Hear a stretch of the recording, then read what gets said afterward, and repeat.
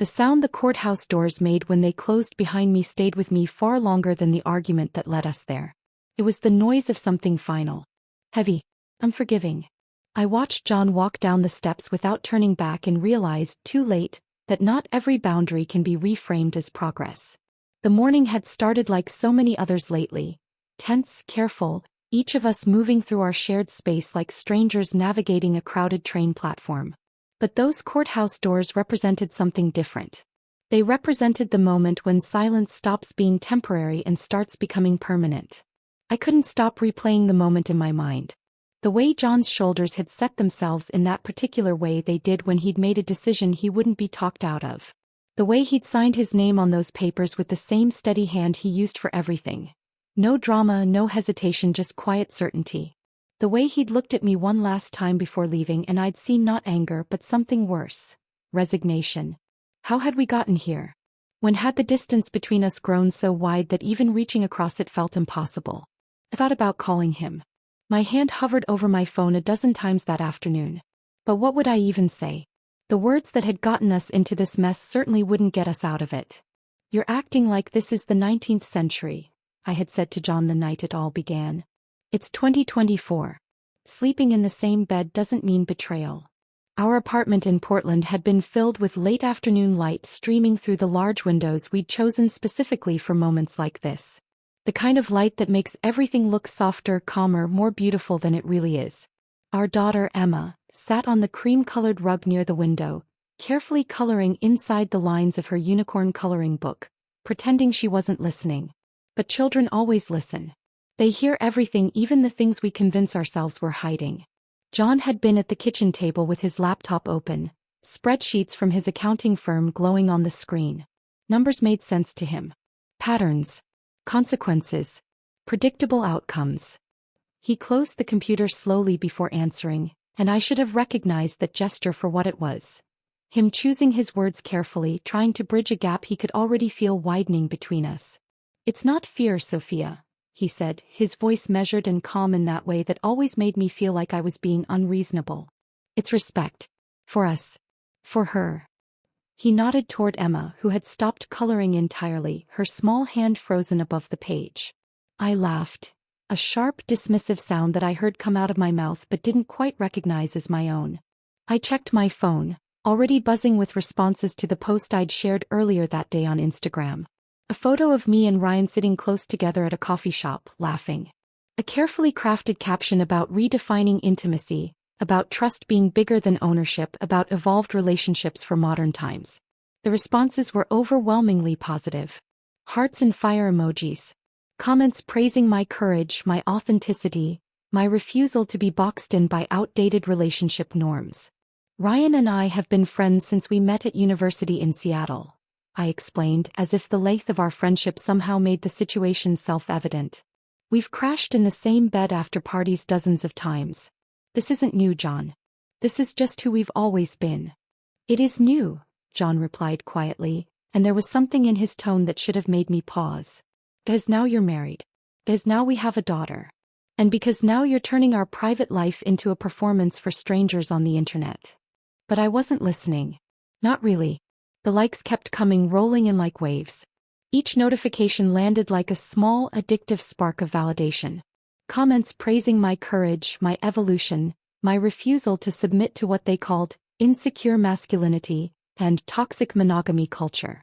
Someone had already shared my post to their story with 3 clapping emojis. My follower count had jumped by 200 people in just a few hours. "If you trusted me," I said, my voice rising slightly, "this wouldn't bother you at all." Ryan actually suggested this specifically as a statement, as proof that men and women can be close, can share intimate spaces without it being sexual. That's beautiful, isn't it? That's the kind of world I want Emma to grow up in. From the hallway, John's mother Margaret inhaled sharply. She'd been staying with us that week, helping with Emma while John worked late on the quarterly reports for his biggest client. I could feel her judgment radiating from the doorway, all that old-fashioned disapproval wrapped up in silent witnessing. "Why does Daddy look angry?" Emma asked, her voice small and uncertain, cutting through the tension like a knife. I knelt beside her immediately, smoothing her dark hair with my hand, aware that John was watching this interaction, that his mother was watching, that even this moment of maternal comfort was somehow being evaluated. Daddy's just confused, sweetheart. He's worried about something that isn't actually dangerous. Sometimes grown-ups have different ideas about things and they need to talk it through. Something tightened in John's chest. I could see it in the way his jaw clenched, in the way his hands pressed flat against the table. The ease with which I had reframed his legitimate concerns as confusion. The way I had transformed his discomfort into a teaching moment about his own emotional limitations, especially in front of our child and his mother. His phone vibrated on the table. A message from Ryan that I couldn't see but would learn about later. "So that's it then," I said, already reaching for my overnight bag that I'd packed earlier, anticipating this moment. "I'm staying at Ryan's loft downtown tonight. We'll post something sweet in the morning. Show people what trust really looks like when you're not imprisoned by jealousy." "Sophia, can we please not do this in front of Emma?" John asked, and there was something desperate in his voice that I chose to ignore. "There's nothing secret about it," I snapped back. "Transparency is the whole point. Honesty. Not hiding things and letting them fester. That's what my therapist says, that secrets are what poison relationships, not openness." His mother finally spoke, her voice quiet but firm. "When I was married, sleeping in another man's bed wasn't called activism, dear. It was called something else entirely." I smiled thinly, feeling my defenses rise like armor. "And look how that generation turned out, Margaret. All that repression and propriety. The highest divorce rates in history. Maybe if people had been more honest about their needs, more open about the artificial constraints of traditional marriage, fewer families would have been destroyed." The room went completely silent. Even Emma seemed to be holding her breath. John looked at our daughter's face, confused, overwhelmed, her eyes darting between the adults trying to understand what invisible thing was breaking in front of her. And I saw something settle into place inside him. Some decision being made in real time. "Go," he said calmly, too calmly. "Do what you think you need to do." I hesitated, genuinely surprised by the lack of resistance. I had expected more pushback, more argument, more emotion to push against. "Really? You're not going to try to stop me?" "I'll be here with Emma," he said simply. "We'll have a nice evening. Maybe make popcorn and watch that movie about the talking dogs she's been asking about." Something about his calm unsettled me more than anger would have, but I pushed the feeling away. That night, across the city in Ryan's minimalist loft with its exposed brick and carefully curated mid-century modern furniture, I adjusted the lighting while he joked about how much attention the post would get. The loft had that particular aesthetic that photographed well. Industrial windows, vintage leather couch, plants that somehow thrived despite minimal care. "This is going to break the internet," Ryan said, grinning as he arranged throw pillows artfully on the bed. "People need to see this. They need to understand that intimacy doesn't have to mean sex, that boundaries are just social constructs we've internalized." I wanted to believe him. I needed to believe him. Because if I didn't, then what was I doing here? At 11:52 p.m., after we'd positioned ourselves carefully, both fully dressed in comfortable but photogenic loungewear, my head resting on his shoulder, both of us smiling at the camera with the kind of ease that suggested this was the most natural thing in the world, I uploaded the photo to Instagram. The caption had taken me 40 minutes to write, and I'd workshopped it with Ryan, making sure every word conveyed exactly the right message. What does real trust look like? It looks like this. It looks like knowing that intimacy isn't ownership, that love isn't a cage, that friendship doesn't have to end because of outdated social scripts about what's appropriate. Tonight I'm grateful for a partner who understands that the opposite of jealousy isn't betrayal. It's freedom. #evolved love, #trust without boundaries, #modern relationships, #intimacy redefined. I added several more hashtags, selected the perfect filter, Valencia for warmth, and hit post. By morning it had 800 reactions. By noon over 2,000. The comment section was a battlefield of opinions, but the majority seemed to support what I was doing. Queen behavior. This is what secure attachment looks like. Your husband is so lucky to have someone this emotionally mature. But back home, something else was happening that I didn't know about yet. John sat at his desk in the home office we'd converted from the second bedroom, the one we'd originally planned to use as a nursery for a second child that now seemed like an impossible dream. He created folders on his laptop with careful, methodical precision. Screenshots of my social media posts, noting timestamps and engagement metrics. Bank statements showing charges at restaurants and hotels. A calendar marking dates, times, patterns of behavior. Text messages carefully saved and backed up. He muted his phone and worked in silence, his accounting training serving him well. Everything documented. Everything verified. Everything organized in a way that would tell a clear story if it ever needed to be told. In her bedroom, Emma lay awake clutching her stuffed bear, the one John had given her when she was 3, now worn and beloved, wondering why the apartment felt so hollow, why her mother's absence felt different this time, why her father's smile at dinner had looked so sad around the edges. Meanwhile, across the city in Ryan's loft, I lay beside him in the dark, scrolling endlessly through the responses to my post, bathed in the blue glow of digital praise. The dopamine hits came in waves. Someone with 200,000 followers had shared my post. A feminist website had reached out about featuring me in their newsletter. 3 different podcasts wanted to interview me about challenging monogamy norms in the modern age. I told myself the strange emptiness I felt was just exhaustion, just the adrenaline crash after such a bold statement. It wasn't regret. It couldn't be regret. Regret would mean I'd made a mistake and I was too evolved to make mistakes like that. By noon the next day, my post was being debated on a daytime talk show on one of the major networks. I watched it on my phone while Ryan made coffee, my heart pounding as a panel of experts discussed whether I was pioneering the future of relationships or destroying my marriage on camera. When I came home that afternoon, glowing with excitement and nervous energy, there were podcast invitations, interview requests, a literary agent who wanted to talk about a book deal about modern marriage.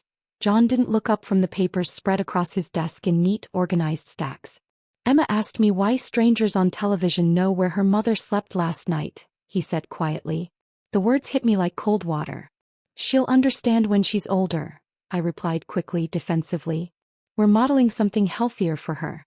We're showing her that love doesn't have to mean possession, that. You're modeling that our private life belongs to the internet, John interrupted, still not looking at me. You're teaching her that her family is content to be consumed by strangers. You're making this about you, I said, feeling cornered. He finally looked up and the expression on his face stopped me cold. No, Sophia. You did that. You made our marriage about you. About your image. About your need to be seen as progressive and enlightened and brave. I wanted to argue, but the words stuck in my throat. Over the next week, the attention grew exponentially. A major magazine wanted to profile me. Instagram verified my account. My follower count hit 50,000. But at home the distance grew at the same rate. John moved into the guest room. He spoke politely when necessary. Briefly. Never angrily. He made breakfast for Emma, helped her with her homework, read to her at night. He was present for her in all the ways that mattered. But with me he was increasingly absent even when we were in the same room. You're punishing me, I accused one evening after Emma had gone to bed, unable to bear the careful silence anymore. I'm protecting myself, he answered simply. When I discovered his documentation a few days later, the organized folders, the precise records, the unemotional accounting of events, I laughed at first. It seemed so petty, so vindictive. But then I stopped laughing. Because the records were accurate. Undeniably, incontrovertibly accurate. Dates I'd stayed at Ryan's loft. Screenshots of posts I'd made and then deleted when they got negative attention. Bank statements showing charges I'd claimed were for work but weren't. Questions Emma had asked about where I was, why I wasn't home, whether mommy and daddy still loved each other. That night, Emma's voice floated down the hall from her bedroom, high and frightened. Daddy, are you sleeping in the other room because mommy hurt you? The silence that followed was deafening. Sometimes adults need space to think about things, John finally said, his voice careful. It doesn't mean anything bad. It just means we're figuring some stuff out. Are you getting divorced? Emma asked, and I could hear the tears in her voice even from where I stood frozen in the hallway. The word hit me like ice in my veins. Divorced. The thing I'd been so careful not to think about, not to name, not to acknowledge as a possibility. Later that night I found John in Emma's room, reading to her softly from her favorite book about a brave little mouse. When he finished and turned to leave, I stopped him in the hallway. Do you want to fix this? I asked, my voice barely above a whisper. Or are you already done? He looked at me for a long time and I saw him really seeing me, perhaps for the first time in months. "Do you want to fix it?" he said slowly. "Or do you want to look like you're fixing it? Because those are very different things, Sophia." I didn't answer. I couldn't. Because I didn't know. The next day my television interview went catastrophically wrong. I'd been invited on a morning show to talk about modern relationships and challenging traditional boundaries. I'd prepared talking points, rehearsed my key messages, even picked out an outfit that looked authentic but photographed well on camera. A casual blazer with jeans, minimal jewelry, the kind of effortless style that actually took an hour to achieve. But the host, a woman named Patricia Caldwell with sharp eyes and 20 years of experience getting people to reveal more than they intended, didn't follow the script I'd imagined. "So Sophia," she said, smiling in a way that didn't reach her eyes, "your Instagram post about spending the night at your male friend's apartment has certainly generated conversation. Can you tell us, where was your husband during all of this?" "John was home with our daughter," I said, trying to sound confident. "He was being a present parent while you were in another man's bed," Patricia interrupted smoothly. "Let's call it what it is, shall we? And your husband, is he here today? Did he want to come and share his perspective on this evolved relationship you're describing?" My smile felt frozen on my face. "John is private. He doesn't seek attention the way I mean he's not comfortable with. So he doesn't agree with what you're doing," Patricia said. It wasn't a question. "I didn't say that. You didn't have to." Patricia leaned forward slightly, and I felt the full weight of her scrutiny. "Sophia, let me ask you something. If your 6-year-old daughter came to you in 15 years and told you she was going to spend the night in another man's bed while her husband stayed home with their children, what would you tell her?" The studio felt too hot suddenly. Too bright. "I would tell her that trust is important, that..." "Would you tell her that posting about it on social media for millions of strangers to see is part of that trust? Would you tell her that turning her marriage into performance art is healthy?" For the first time I saw myself as a spectacle. Not a pioneer. Not brave. A spectacle. The interview continued for another excruciating 7 minutes, but I barely remember what I said. I know I tried to defend myself, tried to explain, tried to reclaim the narrative. But it was like trying to catch water in my hands. When I got home, I was quieter than I'd been in months. The confident, self-assured version of myself that had carried me through the past weeks had cracked, and I didn't know how to put the pieces back together. John was in the kitchen making lunch for Emma. Peanut butter and honey sandwiches, her favorite, cut into triangles the way she liked. "They think I just wanted attention," I said, my voice small. He spread the peanut butter carefully, evenly, not looking at me. "Sometimes," he replied after a long pause, "the truth and attention look very similar from the outside. The question is, which one were you actually seeking?" And that was when I finally understood what I'd done. The moment you turn your marriage into a message, you may lose the marriage itself. The weeks that followed were quiet in a way I had never experienced before. Not the hollow quiet of loneliness, but the fragile, careful silence of something being rebuilt piece by piece, like an archaeologist working with broken pottery, trying to see the original shape beneath the damage. John didn't move back into our bedroom right away. He didn't announce forgiveness or make grand emotional gestures. Instead, he watched. He observed the same way he always had, with patience, with attention to detail, with a need to see patterns before trusting conclusions. He was treating our relationship the way he treated his accounting work, verifying every number before accepting it as true. I noticed everything now with a clarity that felt almost painful. How he flinched slightly when my phone buzzed, even though now it was usually just my mother or a notification from Emma's school app. How he listened more than he spoke, weighing my words instead of absorbing them automatically the way he used to. How Emma studied us both with the quiet intelligence of a child who had learned that love could wobble, that the ground beneath her could shake. There were no posts on Instagram. No stories on Facebook. No captions framing our progress as growth or healing or evolution. I deactivated my accounts entirely after the interview, and the absence of them felt both terrifying and liberating. When I felt the urge to narrate my emotions, to turn reflection into content, to process my feelings by broadcasting them, I forced myself to write instead, long, messy pages in a journal no one would ever read. It scared me how often my first instinct was still performance, still curating my own narrative for an invisible audience. One evening, as we folded laundry together at the dining room table, A mundane domestic task that suddenly felt significant. John finally spoke about what had happened. "You know what hurt the most?" he said, not looking at me, focusing on folding one of Emma's small t-shirts. My hands stilled over the towel I was holding. "Tell me." "It wasn't Ryan." "Not really." He folded one of Emma's shirts with careful precision. "It was realizing that when I was in pain, when I was genuinely suffering, you treated it like an obstacle to overcome instead of something to protect. Like my feelings were a problem to be solved through better communication or evolved thinking, rather than something that deserved to be honored just because they were mine." I swallowed hard against the lump in my throat. I thought I was being strong. I thought I was refusing to be controlled by insecurity. "You were being loud," he said gently, and there was no malice in his voice, just honest observation. "Strength would have been staying with the discomfort instead of trying to prove something to strangers on the internet. Strength would have been choosing us over validation."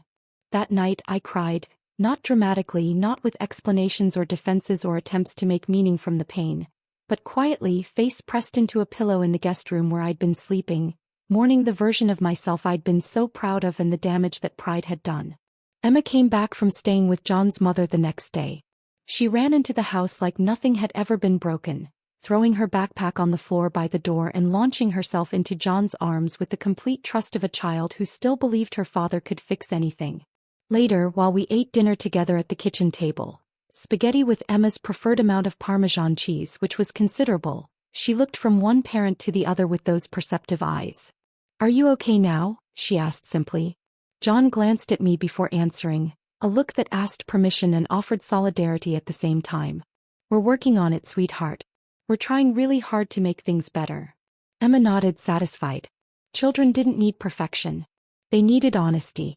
That night, after Emma was asleep, after I'd read her 2 extra stories and sung her the lullaby she claimed to be too old for but still requested, I brought the divorce papers to the kitchen table and placed them between us.